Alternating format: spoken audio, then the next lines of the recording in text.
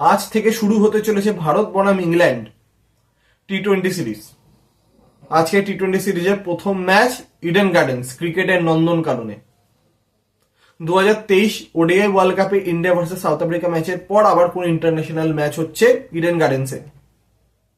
এরপর অবশ্যই আইপিএল এর ওপেনিং ম্যাচ এবং ফাইনাল দুটোই আছে ইডেন গার্ডেন্সে। তারপর ইডেন গার্ডেন্সে মেরামতির কাজ হবে, কারণ 2026 টি-20 ওয়ার্ল্ড কাপ ফাইনালের জন্য আহমেদাবাদের পাশাপাশি কলকাতাও বিডিং করতে চলেছে। সেই অনুযায়ী কলকাতার ইডেন গার্ডেন্সের দর্শক সংখ্যা 1 লাখ করার প্ল্যান রয়েছে সিএবির, এমনটা আমরা সকলেই জানি। তো এই টি-20 সিরিজ খুবই গুরুত্বপূর্ণ নতুন ভারতীয় দলের জন্য। আরো নতুন কারণ হচ্ছে এই ভারতীয় দলের ওপর বিসিসিআইয়ের কন্ট্রোল অনেক বেশি। কোনো প্লেয়ার টিম বাস ছাড়া ট্রাভেল করতে পারবে না, নিজের পার্সোনাল স্টাফ নিয়ে যেতে পারবে না, ফ্যামিলি নিয়ে যাওয়ার জন্য রেস্ট্রিকশনস রয়েছে, সিরিজের মাঝে কোনো শুট করতে পারবে না। তো অনেক কন্ট্রোল রয়েছে বিসিসিআই এর। এমনটাই হয় যখন টিম ইন্ডিয়া ভালো পারফর্ম না করে।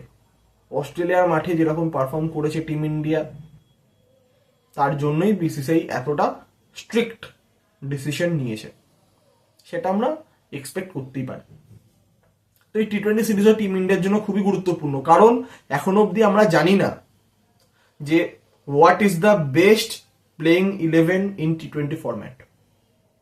যাকেই খেলানো হচ্ছে সবাই ভালো খেলছে, কিন্তু বেস্ট প্লেইং 11 এখন অব্দি আমরা জানি না। এখনো অভিষেক শর্মা নিজের স্পটকে কনফার্ম করতে পারেনি। সঞ্জু এরকম পারফর্ম করলে সঞ্জু কনফার্ম থাকবে। 3 নম্বরে তিলক ভার্মাকে ভালো পারফরমেন্স করতে হবে।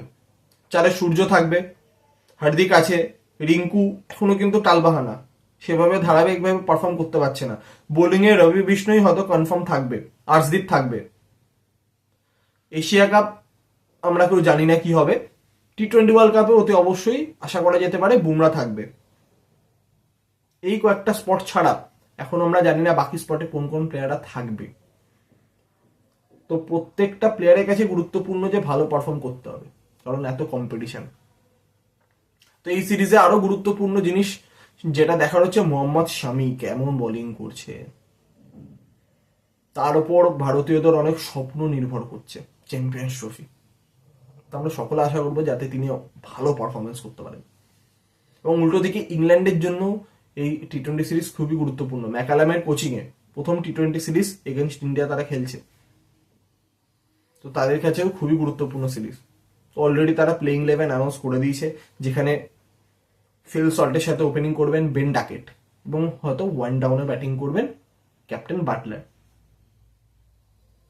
তো দারুণ একটা টিম প্লেইং 11 তারা অ্যানাউন্স করেছে। এখানে ফাস্ট বোলার আছে জোফরা আর্চার, মার্কুট, অ্যাটকিনসন, স্পিনারে আদিল রশিদ, লিভিংস্টনও রয়েছে অ্যাজ অলরাউন্ডার। পুরো ব্যালেন্স একটা প্লেইং 11 তারা অ্যানাউন্স করেছে। হাড্ডাহাড্ডি টক্কর হবে এই 5 ম্যাচের টি-20 সিরিজে। তো আজকে প্রথম ম্যাচ। আমরা জানি ইডেন গার্ডেন্সে চিরকালই প্যাকড আপ ইডেন গার্ডেন্স থাকে ইন্ডিয়ান ম্যাচে, আজও হয়তো থাকবে, এবং সেইখানেতেও হাড্ডাহাড্ডি খেলা হবে। তো আজকে প্রথম টি-20 ম্যাচের শেষে অতি অবশ্যই বিস্তারিত আপডেট নিয়ে দেখা হবে নতুন ভিডিওতে। কিন্তু অতি অবশ্যই ভিডিও আসতে একটুখানি দেরি হবে, তার কারণ ইডেন গার্ডেনে ইন্ডিয়ান ম্যাচ ঘরে বসে দেখবো তা তো হতেই পারে না। তো অতি অবশ্যই আছে যাবো ইডেন গার্ডেন্সে খেলা দেখতে। তো ম্যাচ দেখে ফিরে তারপর অতি অবশ্যই আপনাদের সাথে পুরো ম্যাচ নিয়ে ডিসকাস করব। তো আজকের মতো এতটাই, আবার দেখা হবে ম্যাচ শেষে। তো ততক্ষণ ভালো থাকবেন, ধন্যবাদ।